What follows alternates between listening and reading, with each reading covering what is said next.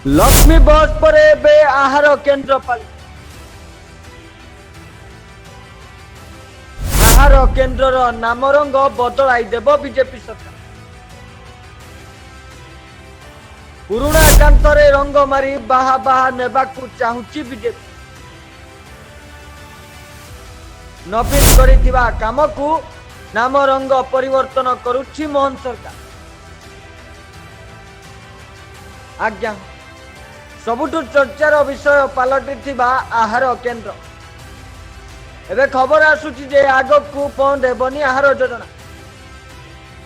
BJD सरकार अमल नवीन आरंभ करिथिबा ए आहार योजनार अंत कराइबनी बीजेपी, किंतु नाम रंग बदलाई देब।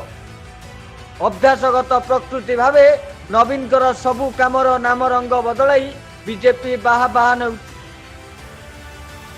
सेहीपरि मध्य लक्ष्मी बस पर आहार केन्द्र पाली पड़ी। तेबे बदली पारे आहार केन्द्र ना।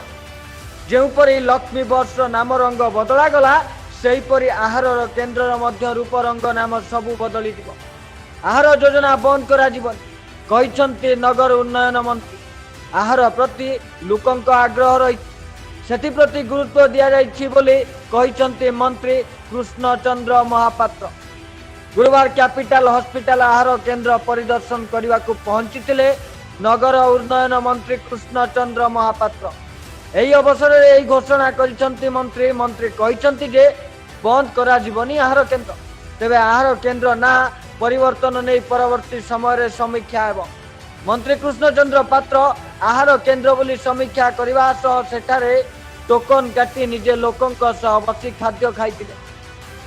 तेबे राज्यर वर्तमान पनीपरिबा दर अधिका रहिथिबारु खाद्य रे परिबा कम थिबा कथा स्वीकार करिसंती मंत्री। आगकू एई खाद्य थाली रे अधिक कौन देई हबो ताकू नै विभाग समीक्षा करिबो बोली कहिसंती मंत्री। ए सब काम देखिला परे उभय विरोधी दल कांग्रेस एवं बीजेडी दुहे आरोप लगाइछंती बीजेपी सरकार उपर। नुआ योजना छाड़ी नवीन योजनार पुनरावृत्ति करुछि बीजेपी सरकार।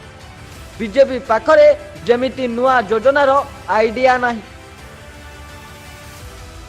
नवीन करिथिबा प्रत्येक काम को दोहराई दोहराई 5 वर्ष काटी देवाकू बधे पण करिछि कि बीजेपी सरकार। एकथा वर्तमान गणमाध्यम रे उभय विरोधी दल कहउछन्ति।